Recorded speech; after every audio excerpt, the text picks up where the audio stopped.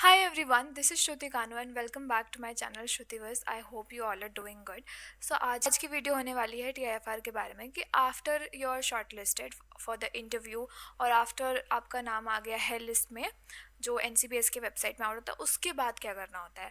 तो अभी बहुत लोगों को ये कन्फ्यूजन है कि क्या हमारा नाम नहीं आएगा क्योंकि ऑलरेडी TIFR मुंबई की वेबसाइट पे लिस्ट आउट हो चुकी है, but that list is particularly for TIFR Mumbai. TIFR Mumbai first round of interviews के लिए जो मेन लिस्ट है उसको कंसिडर नहीं करता है, वो अपनी एक अलग से लिस्ट निकालता है। एंड जो मेन लिस्ट आती है वो NCBS के वेबसाइट में आती है, जिसका जो भी नेम्स रहेंगे उसमें उनको एक एप्लीकेशन फॉर्म फिल करनी पड़ेगी जिसके थ्रू आपका दूसरे TIFR में होगा, जैसे कि NCBS, TIFR हैदराबाद एंड और भी दूसरे इंस्टीट्यूट्स जो भी पार्टिसिपेटिंग इंस्टीट्यूट है। TIFR मुंबई अपने सेकेंड राउंड ऑफ इंटरव्यू के लिए इस एप्लीकेशन फॉर्म को भी कंसिडर करता है एंड आपके फर्स्ट राउंड ऑफ इंटरव्यू को कंसिडर करता है। So we'll talk about the application form कि उसमें क्या करना होता है हमें। So as you can see the application form in the screen, यहाँ पे सबसे पहले आपको पर्सनल डिटेल्स फिल करने के लिए दिया जाएगा and after that academic qualifications. अगर आप BSc में है तो आपको अपना फोर्थ सेमेस्टर तक का डिटेल्स डालना है, और अगर आपका BSc कंप्लीट हो गया है तो फुल डिटेल्स, एंड अगर आप MSc में है तो आपको सेकेंड सेमेस्टर तक की डिटेल्स देनी पड़ेंगी। उसके बाद आता है subject of study, awards and experience. सबसे पहले we need to summarise the subject of your most recent ongoing और कंप्लीटेड डिग्री। यहाँ पे जैसे कि एग्जाम्पल दिया हुआ है, I am in the final year of my MSc in microbiology specialising in fermentation. Next comes tell us about any awards of fellowship you have obtained. So usually जो भी लोग BSc में होते हैं या फिर MSc के स्टार्टिंग में होते हैं उनके पास कोई भी अवार्ड्स या फेलोशिप नहीं होते हैं। सो डू नॉट वरी, क्योंकि हम लोगों के पास भी नहीं थे। तो इस जगह में आप ब्लैंक छोड़ सकते हैं या फिर ऐसे लिख सकते हैं, currently I do not have this fellowships और अवार्ड्स, क्योंकि कोई भी चीज़ आपको नेगेटिव नहीं छोड़नी है। यही आज का जो फ्री मेंटोरशिप सेशन हुआ था जिसमें 4 मेंटर्स भी आए थे, one from IIT Kharagpur, one from आइजर Kolkata, 2 from IIT Bombay. उन्होंने ये सारे डिटेल्स आपको समझाया वहाँ पे, और मैं उसका जस्ट ही आपको यहाँ पे बता रही हूँ कि कोई भी चीज़ को खाली नहीं छोड़ना है, वहाँ पे हमको कुछ भी फिल करना है which is not negative. Next, have you participated in research, internship और training? If so describe these, give the dates. So यहाँ पे आपने जो भी किया है, सपोज़ आपने कोई भी वर्कशॉप की है, कोई भी फील्ड ट्रिप की है, उसका डिटेल दीजिए एंड आप इंफॉर्मेशन भी दीजिए या फ़ोन नंबर भी दीजिए जिस प्रोफेसर के अंडर ने आपने ये किया है। Next, have you published any papers in peer review journals और presented your work in conference? So ये भी BSc पीपल के पास नहीं होता है, तो इसके लिए टेंशन लेने की ज़रूरत नहीं है। दैट्स ऑल ओके, मेरे पास भी नहीं था but I still got selected for the interview.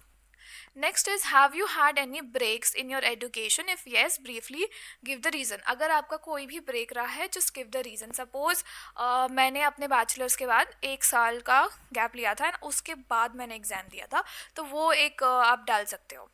या फिर अगर आपका 12th के बाद 1 साल का ड्रॉप रहा है फॉर एनी पर्टिकुलर रीज़न, तो वो आप डाल सकते हो यहाँ पे along with the reason.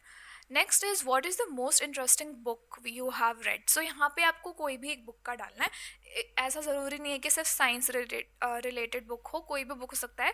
Just अगर आपने नहीं भी पढ़ा है कोई भी बुक, तो एक बुक का आप थोड़ा सा पढ़िए, जस्ट निकालिए, just do some research and then write something. ज़रूरी नहीं है कि साइंस रिलेटेड ही होना चाहिए।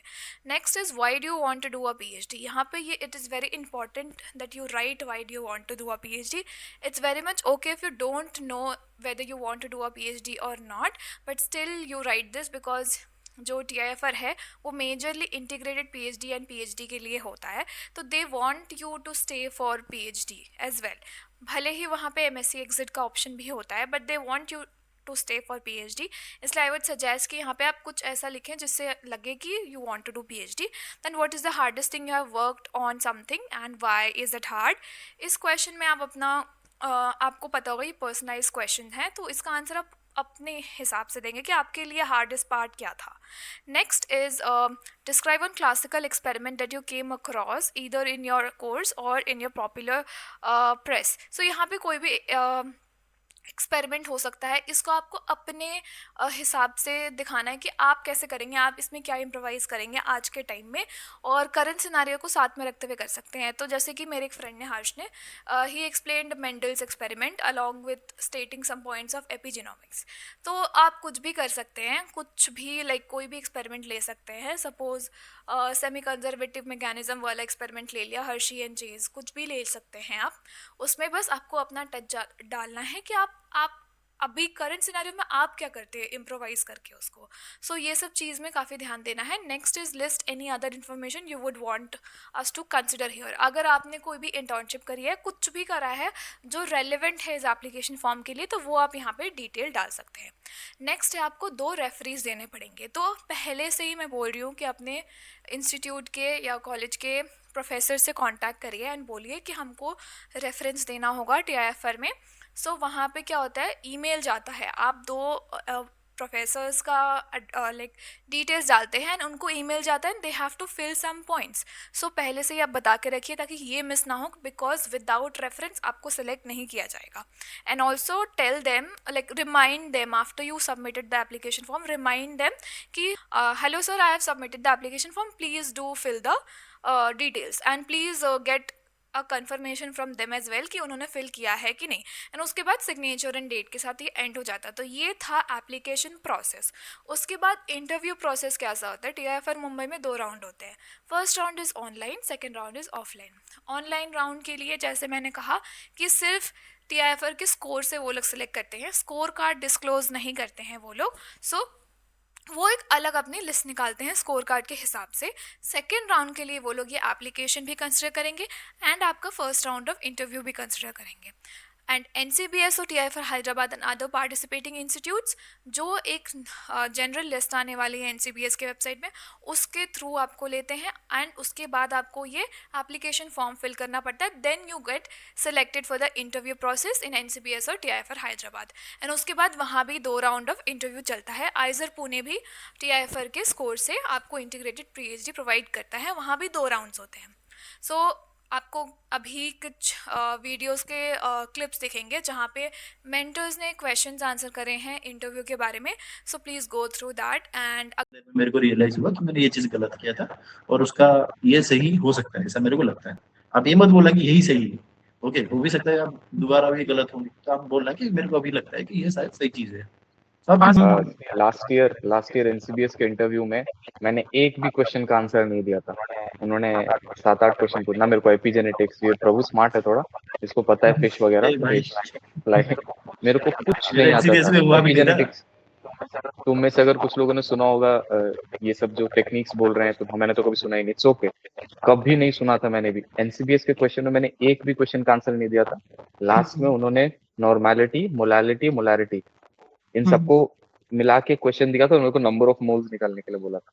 उन्होंने मेरे को 2 मिनट का टाइम दिया, शांत किया, मैंने खुद से पेपर में सॉल्व किया, मैंने आंसर बताया। मैंने वो एकमात्र क्वेश्चन का आंसर दिया था, that's why I got selected in the next round. You have to be, अगर तुम सारे क्वेश्चन का आंसर दे दोगे then they will get up and offer you their seat ना। यहाँ क्यों बैठे हो? इट्स ओके, आराम से बैठो, कोई बात नहीं है। इस सर क्या बोलता है, ऐसा है कि तुम you should be very very very calm. नहीं आया, इट्स ओके। हाँ, और एक चीज, अगर तुम में से किसी ने एनडीए का या फिर किसी भी एसएसबी इंटरव्यू दिया हो, then there we are taught that if you don't know don't answer, sir I will read about it, I will get back to it. Even IAS के इंटरव्यू सारे में भी, even if you have watched some mock interviews, वो कहते हैं sir I have not read about it, I will get back to it, I will read more about it. ये यहाँ पे मत करना।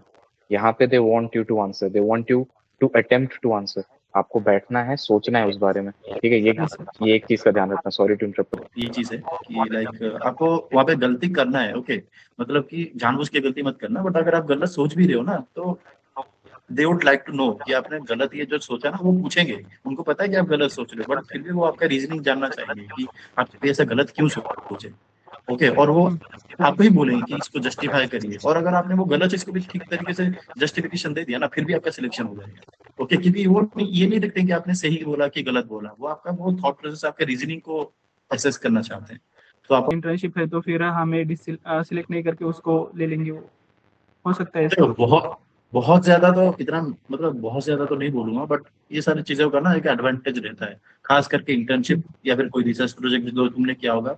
और एक चीज जो ज्यादा लोग बोलते नहीं है, बट ये चीज मैंने खुद फेस किया है, वो होता है कि आपका एल्मा मैटर, आपने कहाँ से पढ़ाई की है। अगर वो जैसे कि हर्ष भैया और जो मैं हैं, हम एक ही कॉलेज से हैं, तो हमको पता है हमारा कॉलेज है ना, बिल्कुल भी साइंस से लेना देना ही नहीं है, हम कहाँ से उठ के आए हैं भाई साहब, मत ही पूछोगे। तो ओके, अगर आपका कॉलेज जाना माना है ना, अच्छा खासा सेंट्रल यूनिवर्सिटी से पढ़े हो, या फिर कोई भी अच्छा इंस्टीट्यूट से पढ़े हो, जो कि नॉर्मली ऑडियंस लोगों को पता रहता है कि हाँ अच्छा, जैसे कि बीएचयू हो गया, जेएनयू हो गया, डीयू हो गया, सेंट्रल यूनिवर्सिटीज हो गए, या फिर कोई अच्छा कॉलेज हो गया, तो वो लोग उनको प्रीफर करते हैं अगर उन्होंने अच्छा परफॉर्म किया है तो। ओके, जैसे कि मान लो कि तुम एक अच्छे कॉलेज से हो, मैं भी एक नॉर्मल टीयर 2 टीयर 3 कॉलेज से हो, हम दोनों इक्वली परफॉर्म किया है, ओके, इक्वली परफॉर्म किया है, तो most probably 80% of the cases में वो आपको चूज करेंगे, ये रहता है थोड़ा। और इंटर्नशिप बहुत मैटर करता है, अगर आपने किया हुआ है या फिर कोई भी प्रोजेक्ट किया हुआ है तो अच्छी बात है, अगर प्रोजेक्ट नहीं भी किया है ना, तो कोई ना कोई सेमिनार या फिर कोई तो प्रेजेंटेशन दिए होगे ना, रिसर्च पेपर का असाइनमेंट भी किए होगे कभी कभी, यस तो सर, आप भी कर प्रोजेक्ट सकते बैचलर लेवल हैं। हाँ, पे। प्रोजेक्ट या फिर सेमिनार कुछ भी किए होगे ना, जैसे कि मैंने अपने बैचलर्स के टाइम में 2-3 सेमिनार किया था, तो वो आप वो भी हाँ मेंशन कर सकते हो कि मैंने ये रिसर्च पेपर पढ़ा, या इस पेपर के बेसिस पे मैंने ये सेमिनार दिया था, या फिर मेरा खुद का आइडिया पिच किया था, या फिर एनीथिंग जो भी आपने पब्लिक इंटरेक्शन ऐसे किए होंगे, वो आप भी वहाँ पे मेंशन कर सकते हो, अगर आपने कोई इंटर्नशिप कोई प्रोजेक्ट नहीं किया है तो। ठीक है, तो ऐसा कुछ घबराने की बात नहीं है, बट मेक श्योर करना कि ज्यादा से ज्यादा क्वेश्चन को आप आंसर करो और सही तरीके से आंसर करो। यस। ठीक है, और वहाँ पे आपका एटीट्यूड भी दिखता है, आप अगर ज्यादा नर्वस नहीं होना है वहाँ पे, ट्राई करना कि जितने काम आप कंपोज रह सकते हो उतना रहो, और एकदम अच्छे से जाना, ओके, स्टाइल लेके। ठीक है, तो उनको ये नहीं लगना चाहिए कि आप ज्यादा स्ट्रेस ले रहे हो। Even, do you have something to add? You just raised your hand.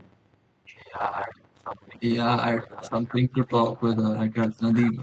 Okay, so there are things that we can control and things that we cannot control. So you studying from in college and just bother about things that you can control. अगर interview में अच्छा perform कर, that should be your main motive to perform good in the interview. Because doing an internship, if you have not done an internship, you can't do anything and you can't go travel back in time and do stuff like that. So don't bother about these stuffs. Yes भैया, Try to क्योंकि be focused अभी on them. पूरे जो exams वगैरह है उसके साथ वो इंटर्नशिप का बहुत ज्यादा कोलैप्स हुए जैसा हो रहा है। मतलब इंटर्नशिप के डेट्स और पूरे एग्जाम एक साथ ही इन 3-4 महीने में पूरे आ गए, तो फिर अभी स्टडी और उसके साथ साथ इंटर्नशिप का कुछ आ जाए तो फिर उसके लिए भाग दौड़, ये सब बीच में हो गया पूरा। तो अगर ये मैटर करता है तो इसके लिए बहुत ज्यादा मतलब टाइम निकालना ही पड़ेगा इसके लिए तो। पर थोड़ा एग्जाम की तरफ थोड़ा ये हो सकता है, तो if it is matter, I will definitely do it. देखो, अभी जैसे कि तुमने बोला कि इंटर्नशिप और एग्जाम क्लैश कर रहे हैं, तो मैं तो ये बोलूँगा कि फिर तो उस केस में इंटर्नशिप मत करो, क्योंकि इंटर्नशिप करने जाओगे तो वहाँ पे बहुत काम करवाएंगे और तुम्हें पढ़ने का यस। टाइम नहीं मिलेगा, रिवाइज करने का टाइम नहीं मिलेगा। और अगर उतना टाइम तो अच्छे से रिलीजियसली अगर तुम पढ़ने पे फोकस कर दोगे ना, तो इंटर्नशिप बोल देना कि मेरे को एक्सपोजर नहीं था, कुछ नहीं था, तो they will understand, okay. But अगर आप वहाँ पे आके रिटर्न एग्जाम में या फिर इंटरव्यू में अगर स्क्रू अप करते हो, तो फिर आप कितना भी इंटर्नशिप कर लो, सिलेक्शन ही नहीं हुआ फिर। ओके, तो मेन चीज़ है कि आपको कॉन्सेप्चुअल क्लैरिटी पे ज़्यादा ध्यान देना चाहिए, जैसे कि आबिद ने भी बोला कि कुछ चीज़ हमारे हाथ में है, कुछ चीज़ नहीं है। यस। तो इंटर्नशिप कैसे करोगे, क्या करोगे, आपका गाइड कैसा होगा, वहाँ पे बहुत सारी चीज़ें मैटर करता है जो कि आपके हाथ में नहीं है, तो आप कुछ कर नहीं सकते। बट आपके हाथ में क्या है कि आपका सेल्फ स्टडी और आपका कॉन्सेप्चुअल जो रिवीजन है वो आपके हाथ में है, तो आप उसको शार्पन करिए। ठीक है, तो वो आउटशाइन कर बहुत जाएगा बार अगर, तो ऐसा आपका होता है इजीली कि सिलेक्शन हो जाएगा। कुछ लोग ऐसे इंस्टीट्यूट से होते हैं जहाँ पे उतना वैल्यू नहीं होता है, या फिर अफिलिएटेड इंस्टीट्यूट्स में है, तो एप्लीकेशन फॉर्म में रेफरेंस की काफ़ी ज़्यादा वैल्यू होती है। तो वो मेक श्योर करना है कि आप पहले कांटेक्ट करके रख ले अपने प्रोफेसर से, एंड आप मेक श्योर करें कि वो लोग आपको रेफरेंस लाइक उनको एक ईमेल जाता है आफ्टर रेफरेंस, सो वो ईमेल वो वापस से वो सेंड कर रहे हैं, अदरवाइज आपका सिलेक्शन तो फिर एप्लीकेशन से ही रुक जाएगा। तो ये एक चीज़ बहुत ज़्यादा इंपॉर्टेंट है जो मेक श्योर करनी है। कई बार ऐसा होता है लोगों का कि वो ग्रेजुएट हो गए हैं, दे आर ड्रॉपर, सो उनके पास कांटेक्ट नहीं रहता है, तो उनको अभी से आई गेस स्टार्ट कर देना चाहिए कि अपने प्रोफेसर से बात करके रख लो कि हाँ ये ईमेल जाएगा, please reply back. And Payal, it's okay, like हम लोग जब बैचलर्स में थे तो हमने कुछ भी ऐसा नहीं किया था। वेट लैब जो हमने टेक्निक सीखी थी, पर कुछ भी ऐसा एक्सपीरियंस नहीं था। It's okay, you that's why you are coming to this IITs और आईआईएस और व्हाटएवर। तो ऐसा मेरे पास नहीं है, किसी के पास नहीं था। अभी हम लोग कुछ हवा में कुछ टर्म्स टॉस कर रहे हैं तो उससे घबराने की जरूरत नहीं है। हम लोगों ने या तो यहाँ आके सीखा है या तो सिर्फ हवा हवा में बात कर रहे हैं। इट्स ओके, किसी के पास कोई एक्सपीरियंस बैचलर्स नहीं होता, में सब ऐसे सच ही में आते किसी के पास भी एक्सपीरियंस नहीं होता है। मैं खुद परेशान थी कि मेरे पास कोई इंटर्नशिप नहीं है, इसलिए मैं अभी एनकरेज करती हूँ कि अगर आपके पास अपॉर्चुनिटी आ रही है इंटर्नशिप करने की या फिर कोई भी वर्कशॉप अटेंड करने की, तो प्लीज़ गो अहेड अगर आपके पास टाइम है तो। बहुत आपको बाद में बहुत हेल्प मिलेगी उससे, बट नहीं है तो कोई बात नहीं है, बट अगर मिल रहा है अपॉर्चुनिटी तो ग्रैब करना इज़ वेरी इंपॉर्टेंट। अगर आपको ऐसे ही और भी वीडियोस चाहिए एंड कोई भी और डाउट है, do comment down below. Thank you so much for watching. Bye bye.